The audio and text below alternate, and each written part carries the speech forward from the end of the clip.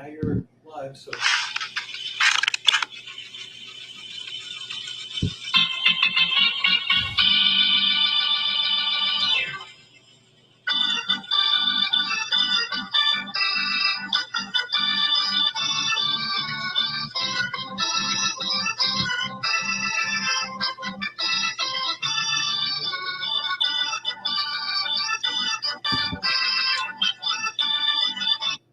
And hello, everybody. Welcome to this episode of Top 90 Podcast. Thank you very much for joining us. We are here live. My name is Garrett. And my name is Rich. What's happening, Rich? How you doing on this lovely Thursday evening? Oh, it's been a day, but we're here. We're here. We're we here. are in the midst of playoff hockey. Definitely the best time of the season, the best time of the year, rather. I don't know.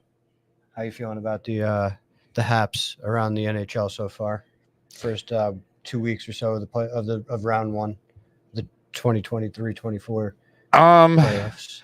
Well, I all right. So the first series I'm gonna give thoughts on is going to be the first walk in the park, and that's the Rangers and Capitals series. Now, what I'm gonna say about that series is the Rangers looked very good at times, and at times they didn't. Yep. They struggled. Sorry to cut you off. They struggled early in games. Yeah. And then they found their legs. There were a couple games that the Capitals scored early. Right. And I'm just gonna preface this whole thing by saying, kind of go back. There are certain series where officiating has clearly gone one way. Mm-hmm. And for me, that's one of them.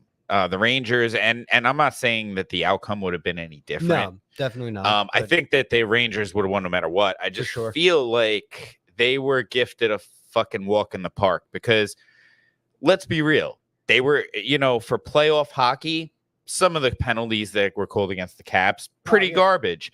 And then you get the hit that Panarin made on Oshie. Yeah. And that was, and everyone who saw it, it's a suspendable hit. It wasn't even given a penalty. So like when you get that kind of treatment, you might as well why show up? Yeah, why show up? Why are you even going to show up? And then, you've seen it in the Florida Tampa Bay series. I know Tampa's usually the recipient of being the ones who are gifted the game, but for Christ's sake, Florida was given, they were given the respect by the referees to pretty much play their style, play edgy, get away with the little subtle interferences and the little subtle trips but anytime Tampa did it, it was fucking cold. Well, and I think that's because, like you said, Tampa at a point where it was the NHL's darling. Yeah. And now Florida has kind of become the NHL's darling. They went from President's Trophy, and they kind of had a little bit of a slip back, and then they made that crazy run. So, and then, now this year they have to be, they're definitely one of the favorites to win the cup, especially after how they kind of steamrolled through what me and you both thought was a tough matchup for them. And they made that look simple. I mean, they have all four lines rolling. Bobrovsky looks like he's in, playoff form like he was last year.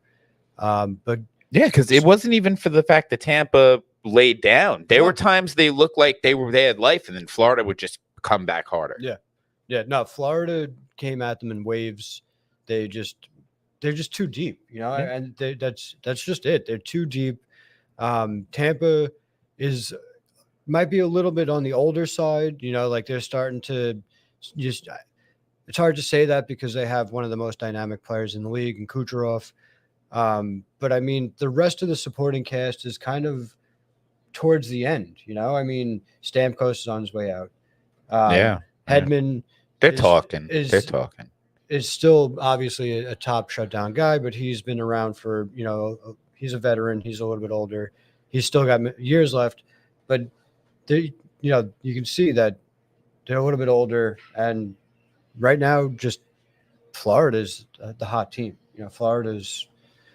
They have the experience from last year. And I mean, I think that's going to be the Eastern Conference Finals in my eyes is going to be Florida and Carolina. Yeah, and back to that series. I guess we'll touch on that series because we know we're going to talk about that one. So just real quick, I saw that hit, the hit Panarin on Oshie, and I watched it a bunch of times, and I don't know. Even Oshie said, "Oh, and he's not the type of guy to come out and say, oh, it's a dirty hit. He should have been suspended. He should have been." He came out. He's like, "Oh, it's playoff hockey. I love that type of style hockey." It was, kind of like a bang bang play type thing.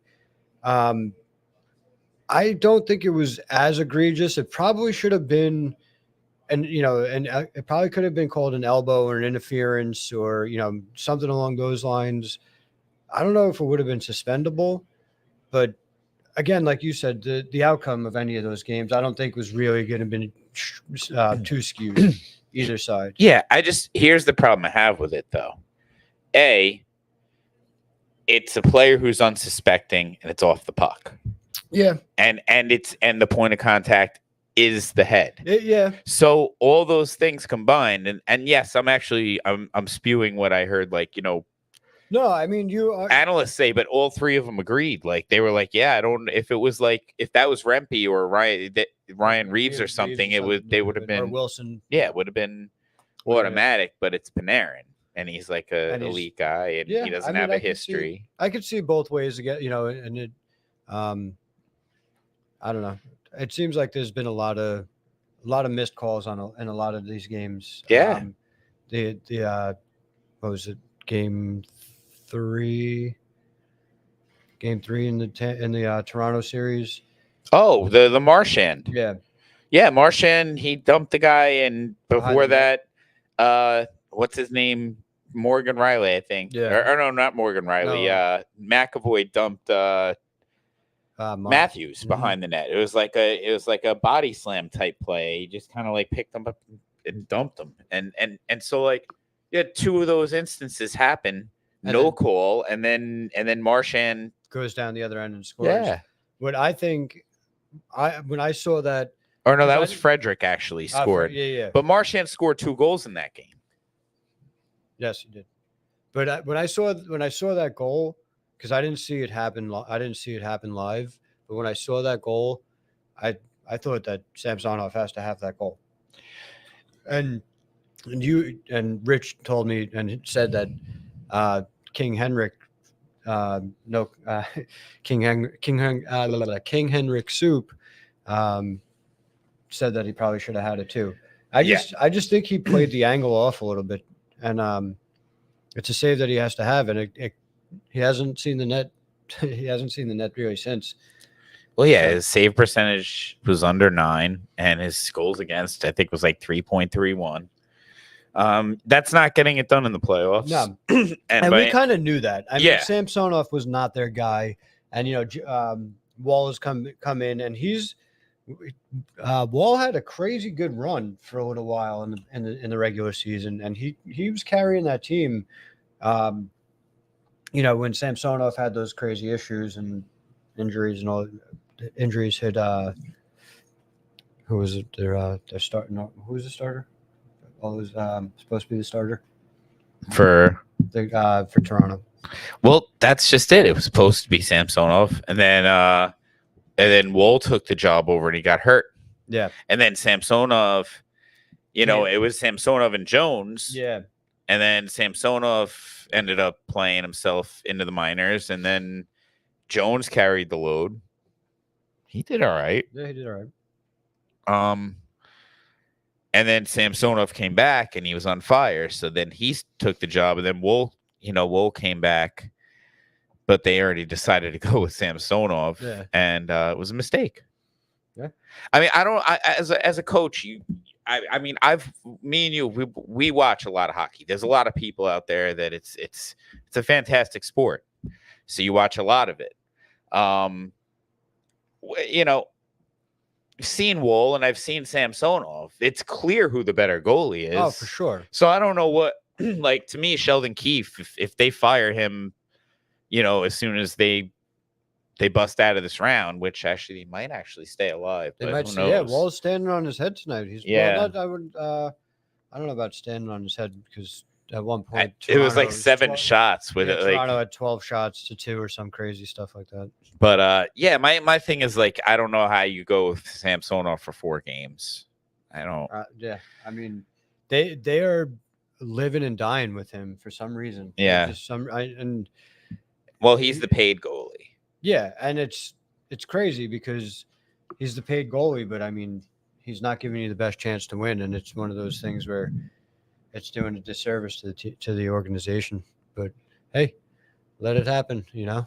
Yeah. I mean, and it's sad because it looks like I don't know how much time's left in the game. I can't really see, but it's probably mid to late third period. If I had to guess, is like 10 minutes left in the third. I can't see that. I can't really see either. Let's see. Tracker? 5 minutes. 5 minutes.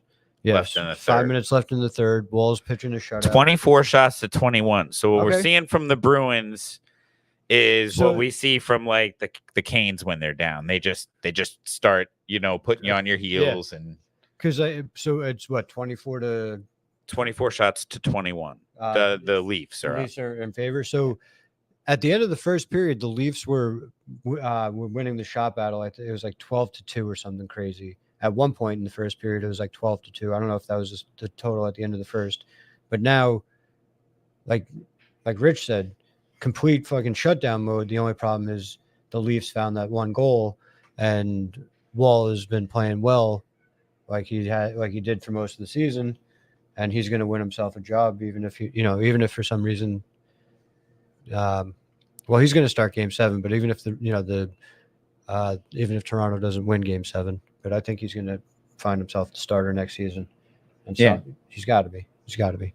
And Boston definitely is. Definitely, I mean, it looks like this game, nothing's over. But if this game does end up and Boston ends up going back home for Game 7. They're going to be having flashbacks of last season. Oh, for sure. So they definitely do not want a Game 7 because they were dreadful last season in Game 7 versus the Panthers, and that's not the way that they're going to want two seasons in a row to end in a Game 7 at home. So we'll see. I mean, it's playoff hockey. You get a hot goalie, and really anything could happen. I mean, look, Edmonton. Edmonton is getting some good goaltending, and they're scoring goals, and they moved on. They're a tough team. If they're going to get the goaltending and they're going to get the scoring, they're going to be a tough out. But I still think I don't know. I don't know what I think right now. So in my opinion, to kind of go back to what Rich was talking about with that first series. In my opinion, that was a series that the Rangers, although as we just talked about, the Panthers knocked out the Bruins, who were the President's Trophy in Game 7. But the Bruins, the Panthers were a way different animal than what the Capitals were. Ovechkin didn't have a single goal or an assist in the entire series, and there were some times where he just looked completely disinterested. Oh shit! They tied it. No, that's the Frederick goal. So as I watch it again, my initial thought was, it is a very well placed shot. Samsonov definitely has to have it just because it's from pretty much the boards. What I was looking for in that was to see what I learned a long time ago from a old pro was that like the best shots to make are the ones where your feet are moving, because the goalie there's absolutely no telegraphing of the shot. It might not be the quickest shot you can make, or the fastest shot or the hardest shot you might make, but it's gonna catch him off guard. So I was just seeing like if that was one of those ones where he just kept churning his legs and ripped it. No, he pretty much stopped skating. that goalie should have been ready for that shot. Yeah. And there's no way that shot should get through. No, yeah, that's much like Sorokin against Aho when in his disaster start. And oh my God, the Islanders, fucking goddamn Islanders. Are we ready to go there? Are we ready to go there? All right, but we have to. I wish we had one of those fucking hourglass things. I knew it. We could fucking flip over, and then we can just fucking let it out, and we each get one flip of the hourglass, and then we fucking move on with our lives and fucking just put a fucking complete end to this season as for the Islanders. Lewis Black, what do you think of the Islanders' playoff performance?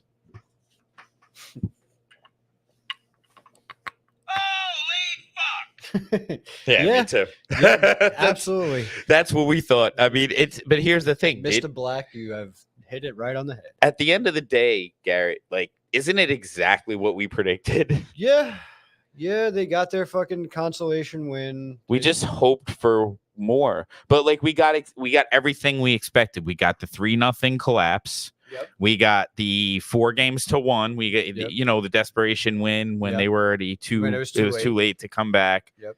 And then the dose of reality and the 6-3 loss in Game 5. Yeah. I mean, so it's kind of like it's the whole series is a microcosm of like our whole existence. This whole entire 100%.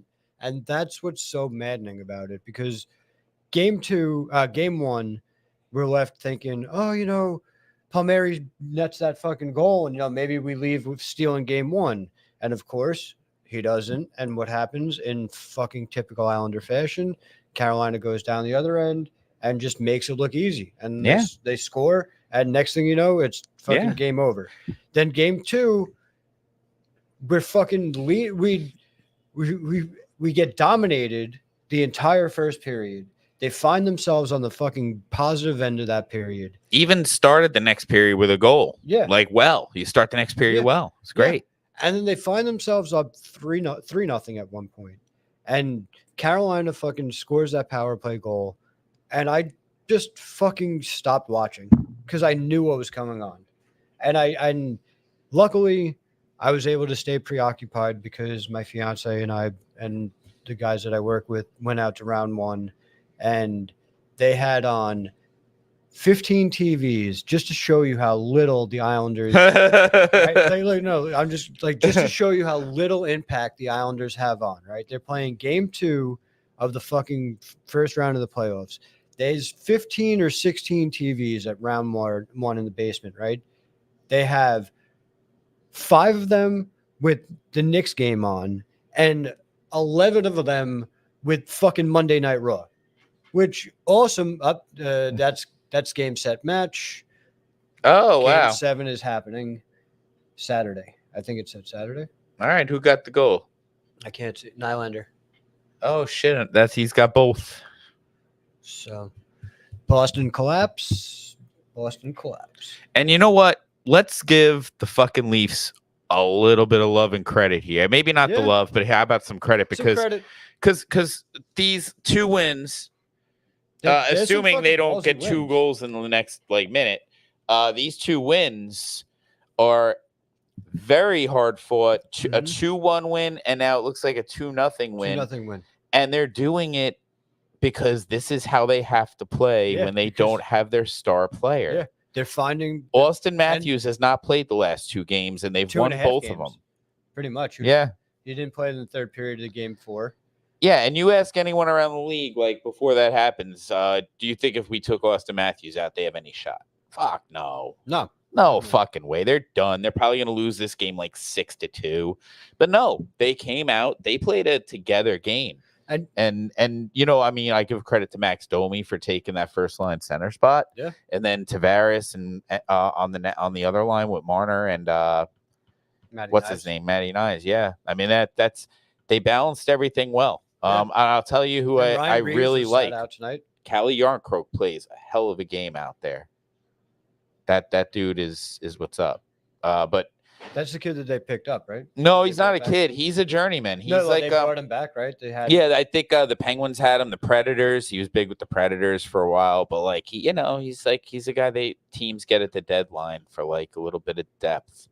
But he's got the ability to burn you. You know, he's skilled. So if you think about how this series started, a 5-1 whitewashing by the by the Bruins, and you thought, all right, here we go. The Bruins are on a mission. They want to fucking wipe away the nasty taste from last year. Toronto's walking into a buzzsaw, another fucking first round exit. And then they fight back. They win game 2. Toronto does. And then Boston takes game 3 and 4. And you're like, but what happens in 4? Game over. So what happens in 4? And then we'll go back into your path because game 4 they pull Samsonov because he fucking blows. And then what happens on the bench? Because something happened on the bench that was impactful to where we are now. Actually, arguing. The argument on the bench. So there was apparently someone was acting like a child, a little bitch. Mm-hmm. We're gonna say it was Little Mitch. Little Mitch the bitch. Little Mitch, little bitch. And but so like, let's be real here. Captain like stuff. Willie Nylander of all people. He's not. Yeah, he's not steps up. Talkative, yeah. Stop crying, dude. Stop crying. You can read his mouth. Stop crying. This isn't the fucking minors. Stop crying. And what is Willie Nylander doing now in an effort for a comeback? He's scoring both fucking goals in a series tying effort. Yeah. I'll tell you what. You know, if John Tavares moves on, you probably have to give it to Austin, but why not Willie? I give it to fucking Willie. And he's playing hurt because he missed the first few games. He probably shouldn't be back. But you know, this is playoffs. Guys, that's why they start people when they're hurt because this is what you play the year for. Yeah. And that's why playoff hockey is the best fucking sport. The best in sports there is. The best. I don't care. Yeah. It does, and not because we're obviously big hockey fans, and not because we're on this show. There is no better. There is nothing better than watching a series unfold. There's nothing better than watching a team go on a run. Yeah. It's just, it's insane. And then there's nothing better than when you see what these guys put themselves through on a freaking night in and night out basis. And then afterwards you hear the injury reports and what these guys were playing through. And what, like last year, who was it on the, was it Kachuk playing with like a fucking broken collarbone or whatever? Or was it, he was Racco Gudis or something? I'm pretty sure a lot of them, there was a list of players who were playing fucking hurt. Crazy. But like and pretty fucking banged up. Banged up, like bad. Yeah, no, I think it was Kachuk. I think he was one of them. He had no business playing in that. Yeah. I remember he was supposed to be like game time decision, but he had no business playing in that game. He was really hurt. And maybe that's why at the beginning of the season, Kachuk got off to a little bit of a slow start. He didn't miss any fucking time, but he got off to a little bit of a slow start. Yeah, and then you go through a whole entire fucking deep cup run, you're banged up, and then you don't miss any time, training camp, nothing, and then next thing you know, you're right back into the season. So it took him a little time and off and running. Yeah. After the All-Star break, he picked it up. Yeah. So yeah. What do we so all right. Fuck the Islanders. It's probably the best. They shouldn't have probably made the playoffs due to epic collapses, which we spoke about. They pretty much played into the script. But let's just really quick for I want to say 90 seconds. The same thing though. Besides things having to go perfect for them, because let's be honest, they were in a position where they could have actually won the series. Even though they weren't the better team, they were putting, like you said, in that they could have definitely done it. But everything had to fall right. Yeah. And,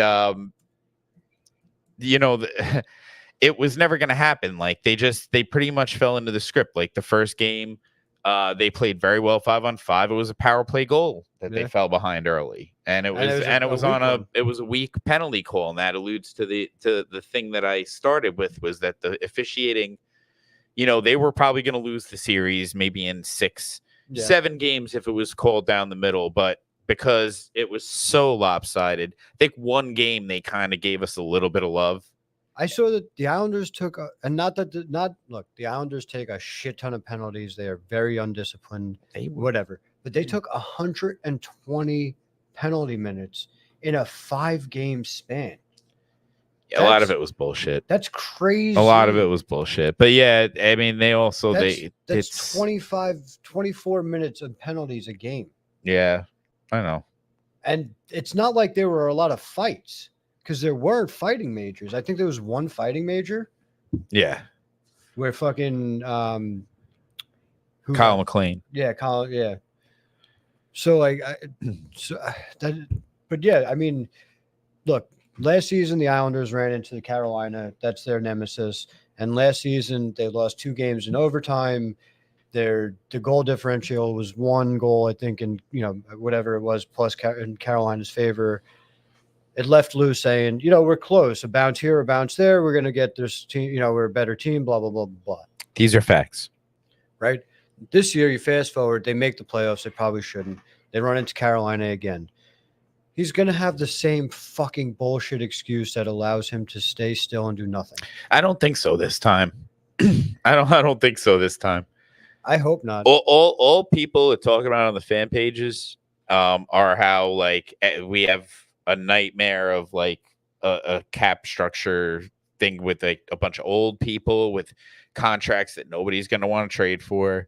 And he's right, or they're all right. And they just pretty much, they got to hope they can get a steal for, like, trading an asset here or there, and then getting lucky in the draft, picking up someone on waivers that is like, fits their system. Like, but I mean, let's be real. They're probably in for a few years of hurting.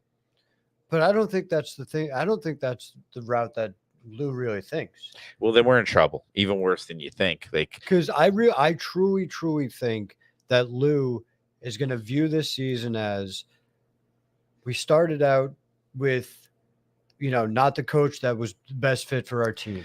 We've lost a lot of games in overtime that if we turn into wins, we probably end up with 100 points. Hey, you know what? That's how he thinks. You know that. Which, honestly, in a delusional, like, thinking way, if you want to just stay the status quo, he's not really wrong, right? Lambert wasn't probably the best fit for this team. They were extremely fucking lazy. They were undisciplined. They just had no hockey sense. They didn't know where to go, when to be there, and how long to stay there, and when to fucking leave there. They didn't know anything. They were running around. Yeah. It was terrible to watch. Even though that was the case, he still had them playing pretty solid hockey for a while at the beginning of the season. Yeah. Then things fell apart. He gets fired. They bring in Waugh, and things were very turbulent with Waugh. It's not like Waugh came in and had that effect like what's his name had with the Oilers when he first came in. Not like Knoblauch had. Like Knoblauch had, right? So very different. So it was very turbulent, and there was a 6-gamer followed by a 6 fucking shitty gamer. Then the fucking end of the season, which they fucking blew up. 8-0-1 in the last 9. Yeah, and they made their way into the playoffs. Lou, I think, is going to believe that a full year under Waugh and maybe one more veteran type bullshit piece, and the team can fucking compete, because Barzal had a great season. Horvat had a good season. They had 3 guys with 30 goals. They had fucking a bunch of guys sniffing 20. A couple of guys hit 20. We had an off season. Varlamov was hurt for a good portion. Sorokin had an off season. Yeah. Bringing a solid defenseman. It's going to be the same bullshit and it's just, I have no faith that anything different is going to fucking happen. Yeah. We'll see. I don't think so either. Yeah. Maybe Stamkos will sign. That would solve one problem. Yeah. And then they'd need like a few more players like him, and then they'd be okay. But I don't know. Anyway. I think we spent way too much time on the Islanders. Yeah, so let's have a couple more. Yeah, let's go on to the next series, which is I want to go talk about Vancouver and Nashville because that's our old friend Barry Trotz and Anthony Beauvillier over there. Yeah, and so you want to start with the I guess the glaring problem with that whole situation, I guess, or not the glaring problem, but I guess the one downfall. Or so like much like the Islander Carolina series, where at 1-0 the Islanders at 1-0 the Islanders being up 3-0, they could have made it a tie series.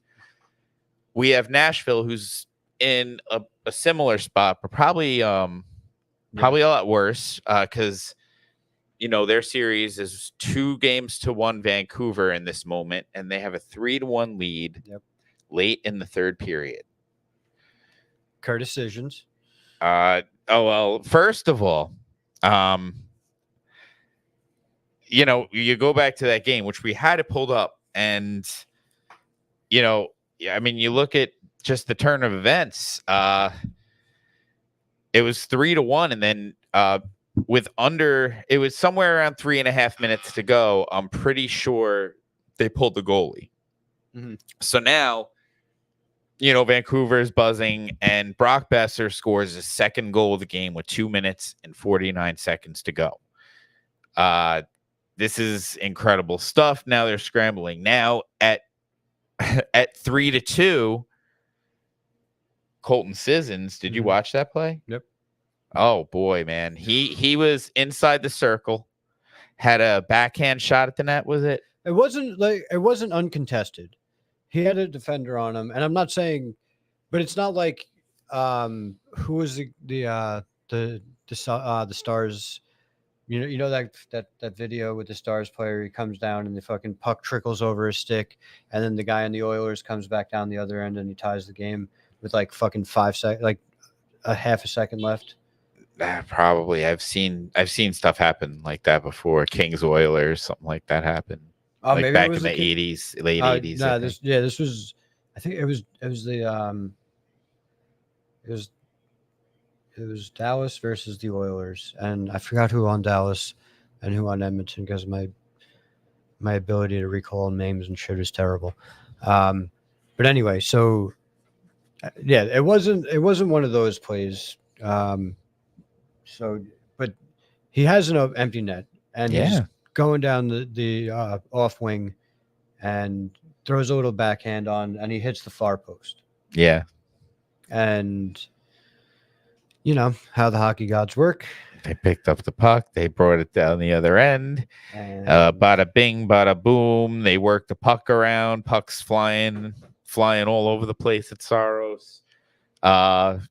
They scrambled in front. It kind of looked like the Islanders out there, but the Preds, they were scrambling all over. Brock Besser got himself loose at the side of the net with 8 seconds left. Went a little backhand, forehand, and just shoved it right in to tie it. And then early in overtime, 1 minute and 2, Elias Lindholm. Yep. From Connor Garland and Dakota Joshua. So that line really,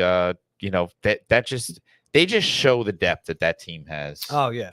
They got Pedersen in the middle in one line. They got JT Miller in the middle, and then they got a guy who was like a top 5 scorer in the league like 2 years ago for their third center. He's playing third center. And everybody was like, that's not really that's not really a big move. He's not. No, that was a great move. Oh, it's great. That's why they did it. After game 1, Thatcher Demko goes down, which now it seems like it might possibly be an ACL tear. Oh, it's an ACL tear? I don't know. That's what I read in. They said week to week. Yeah, it says week to week. So but then they expected it to be MCL then. The headline said possible ACL. That sucks. But either way, so not that DeSmith is a bad goalie, but obviously Thatcher Demko is a fucking world class goalie. And you lose him at at the end of game 1, and you're like, fuck, this is takes a little wind out of the sail. But DeSmith comes in and he's held his own. He's playing well. And I think give it to him. Didn't Shelovs play last game? Did he? I thought Shelovs played last game. Yeah, he's and I'll be real. I think Shelovs is the better goalie. So he's the youngster. They went with. I'm pretty sure they went with Shelovs. In the 2-1 loss, because Nashville, of course, now stayed alive. They won their last game 2-1. So, they could have been up 3-2 in the series, but instead they're down 3-2. If I know a Barry Trotz team, they won't quit. Nah, they'll force a game 7. Yep. Nothing like game 7 hockey.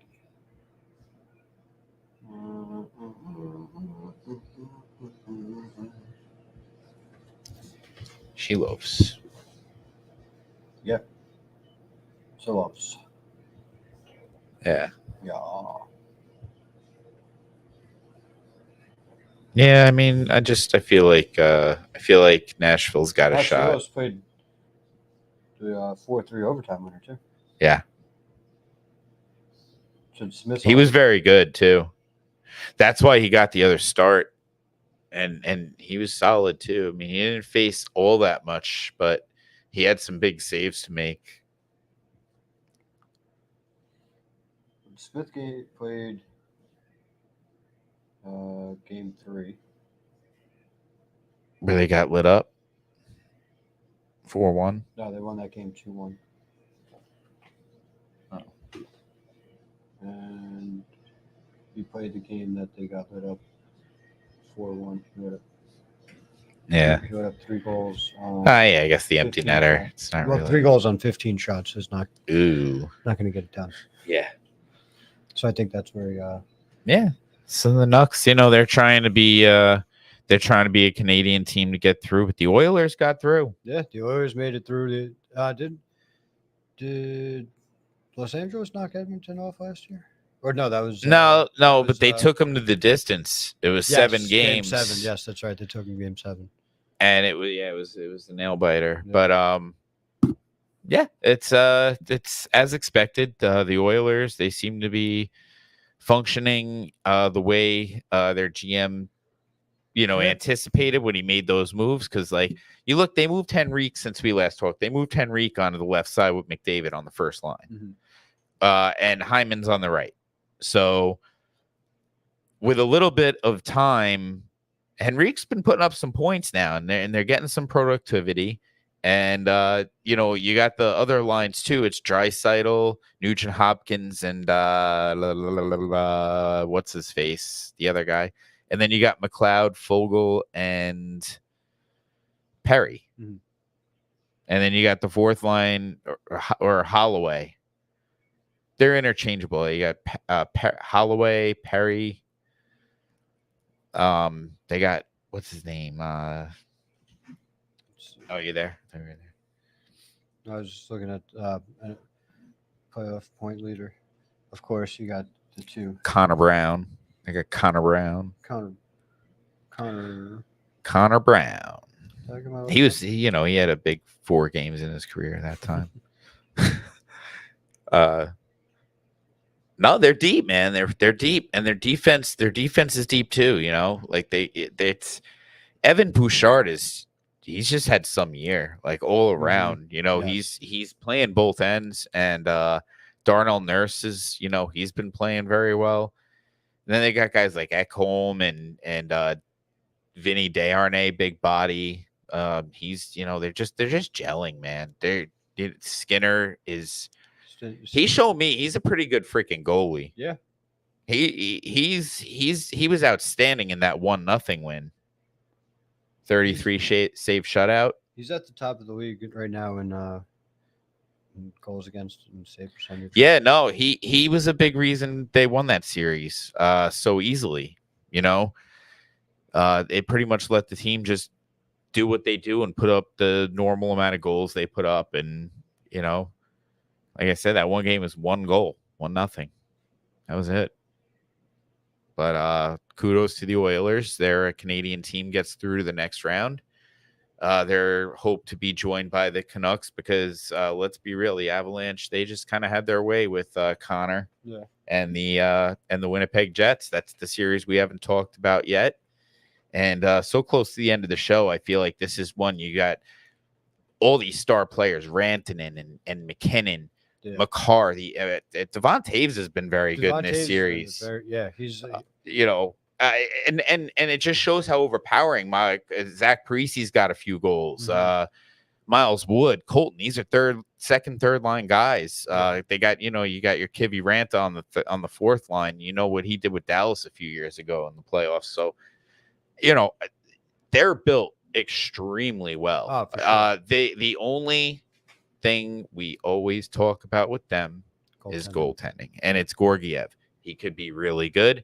He could be really bad. And, that's much how Bobrovsky was. But look at Bobrovsky now. He's just lights out every night. Now he's locked in. He's locked in. Locked in. He's in that mode that he found that place where he left off last year in the playoffs, where it was just like that impossible save he made against Tampa, the one where it was an empty fucking net. Yeah. I was watching that live. I thought it was in there. I could not believe I made my wife jump. I was like, oh, what the fuck? Like, I couldn't believe it didn't go in. And just to show you the dominance that Colorado right now is they're just playing so fucking well. 6 goals, which they lost the first game 7-6. But they scored 6 goals, 5 goals, 6 goals, 5 goals, 6 goals. And this is the Vezina favorite this year. Yeah, lighting him up, right? So that's 5 games, and they scored 11, 17, 28 goals in 5 games. Yeah. Against one of the best goaltenders in the entire league. Yeah.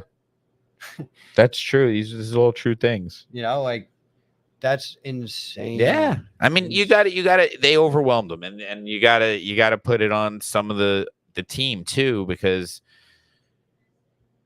even in the loss, right? They lost 7-6 the first game. Mm-hmm. They still allowed 6 goals. So, just to show you, and this is how deep they are. Okay, so they have. Come on, stupid thing. He's having trouble. Technical difficulties. Difficulties. Okay, so Nathan McKenna 9 points. Mikko Rantanen 9 points. Cal Makar 9 points. Yeah. Arturi Lehkonen 8 points. All right. He's playing above his head. 7 points. Okay. He's big time this time of year, it seems. Keep going. Middlestat 6 points. They got him from fucking Buffalo. Yeah. I'd say that one's worked out. For both sides. Yeah. Yeah. Oh, for sure. Josh Manson 5 points. Yep. Devon Toews 5 points. It's just and the plus minus. I'm guessing they're all like +5s, 4s, 7s. Everybody's a plus. Everybody. The whole fucking team is a plus. 2 + 10. I mean, these are all different. Anyway, but so that's. Yeah, so the Avs, much like their President's Trophy year, they came out and they swept first round, and then they lost in their next round. So let's see what they do this year. This is a well-built team, like we said. Yeah. You just hope, the goaltending can be sustainable. He's just got to play pretty good. He doesn't have to be lights out. Like, he doesn't. I don't think, I mean. Like, there were years with, most of the time, with the teams with Toronto, their goaltending had to be stellar because their offense just disappeared in the playoffs. Yeah. So they would go from scoring 4 or 5 goals a night, and their goaltending didn't have to be superb. It just had to be okay enough to keep them in the game. Now you go to the playoffs, and a lot of these playoff series, their offense disappears, and then their goaltending has to stand on their head for them to fucking eke out a 2, like they did tonight. They scored 2 goals. Right now, Toronto. This is so. Just to backpedal on the series, because we didn't even talk about this. Toronto is, I don't think they scored on any power plays tonight. 1 for 18 you have. 1 for 18 on the power play. Yep. That's insanely – it's abysmal, especially for the talent they have, even without their star player in Matthews. Doesn't matter. They still have star players all up and down that lineup. Yeah, they got guys that could do it. They have to find more than one power play goal. And if they do make it through this series, they're not going very far if they don't fix that power play. Correct. So luckily enough, they're finding these 2-1 wins because Wall has stood on his head the last 2 games. And their commitment to defense, 7 shots allowed deep into the second. Yeah. That's solid. That's commitment. Yeah. Being down when you're back against the wall, that's response. For sure. It's what we wanted from our guys, but we didn't get it. Yeah, but that's a step. The Leafs, they sometimes you repeat failure, and the Leafs have for many, many, many years, and they won a playoff round 1 year, so they got a little. Maybe they learned a little something, Yeah. And time will tell. I don't hate on them so much right now. I'm kind of respecting the brand of hockey they're playing. You gotta, yeah, and absolutely, especially because they've adapted so well. Yeah, without Matthews. Yeah. So I mean, that's huge for them to be able to do that. Yeah. And then lastly, I guess what we didn't. I'm sitting here wearing a Vegas Knights shirt. That's the one. And I think that's the only one we haven't talked about. I don't know. I'll tell you what. Vegas Knights hat too, and I almost forgot about them. Yeah. But that's an interesting series because obviously aside from being 1 versus 8 in the conference, but that's another typical that's another. It's a full stack because of the LTIR. I know. Yeah. And the whole cap. What do they call that cap? There's a word. Cap floor. No, like a cap, like a way of manipulating the cap diversion or whatever. Yeah. So yeah, like a lot of, that wasn't their full team. They didn't have Stone, they didn't have Hurdle, but now they have all these guys. Yeah. So on paper, it's a little different now than it was for the team they actually had, but it's still 1 versus 8. Dallas still had a 6th season. So And so Dallas starts with home ice advantage. First 2 games, Golden Knights win both of them. Yeah. And Ottinger, he didn't look great. He looks pedestrian. So now the series goes back to Vegas, and what do you know? Ottinger decides, I remember this is how you play playoff hockey. This is how I was once. Yeah. And he went, let's see, he was 3-2, 4-2. So, kind of brought it back. Even in this one, he played pretty good game too, but the Stars didn't bring it. So now the Stars, all the momentum going into game 3 and or game 5, and they take the series lead 3 in a row. They scored that 3rd goal to go up 3-2 late in the second. So that was a 3rd period. They battled, they held on. Ottinger again. He made a big save at the end. Yeah. I don't know if you saw that. I saw the highlight. Yeah. He made a big save in the last few seconds. And so now Dallas is looking like a team that nobody want to fuck with. So they went from oh shit, Vegas is fucking 0-2 to 3-2. Yeah, they went from Vegas as that team. They're fucking on a roll again. They're gonna fucking to Dallas. And Dallas had a nice run last season. Yeah, and they were a couple of pungents or whatever you want to call them, prognosticators that said that Dallas was a cup favorite this year. Well, their MVP so far has been a 20-year-old. Yeah. Wyatt Johnston's been absolutely fucking killing it. He's been insane. Yeah. And it's a continuation from he had a good last few weeks, and he ended the season, I think, with like 31 goals or something like that. Pretty fucking good for a 20-year-old. I'd say so. And then he continues that success in a playoff atmosphere. What were you doing at 20? I definitely wasn't scoring that 20. Oh, bro, I wasn't scoring 30 goals. I think I was working at McDonald's. I don't know. I was flipping 21 burgers. Yeah. 30. I flipped 31 burgers. 20. I was in Florida actually, but that doesn't matter. I was definitely not doing anything like scoring goals in the playoffs. Nah. But he's been their best player. But I mean, you look down that lineup. You got Yeah, and the guys are healthy now. They got Sagan back. I think they just need Mason Marchman back on the left side of Duchesne and Sagan. But I think they worked somebody else in there. Donov had a good night against his old team, and it's good to see. I know I'm wearing the shirt, but I got to tell you, with all the fucking all the bullshit they pulled with the cap and all that, I'll be real. Good for Dallas. I want to see. I'd like to see them. I would love to take see the next Dallas. step. I would love to see Dallas take the next step. I like Dallas because they are a bunch of homegrown guys with the right pieces added in. Yeah, they're the majority of their lineup is like we spoke about this on another. The majority of their lineup is just homegrown guys. Yeah, and they sprinkled in Duchesne, they sprinkled in Sanguin, but some other guys. Look at their big guys. Ben Heiskanen's the big one on the back end.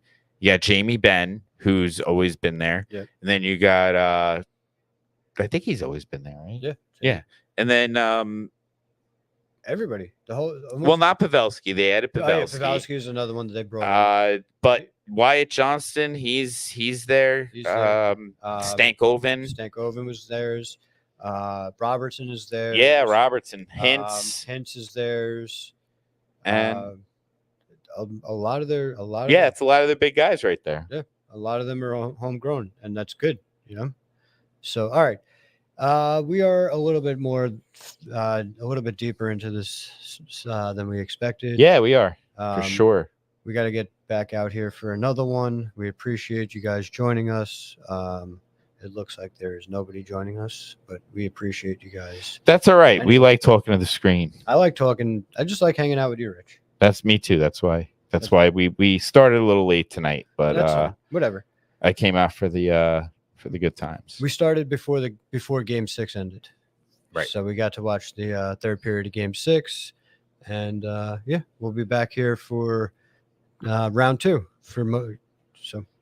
Anything to send us off? Anything to say about round 2? For the Islanders and their fans, yes.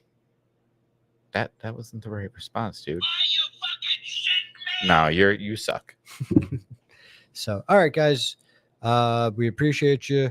Enjoy the rest of the playoffs until we meet again. Anything? I got nothing to say other than, fuck, man, I got no one to root for in the playoffs anymore. Yeah. I don't like anyone that's left. I can only respect the hockey. Yeah. Now that my deep fucking wound has kind of healed. I have the nights counted out. Sorry. Because the Islanders fucking destroyed me again. For some reason, I got my hopes up and I let them hurt me.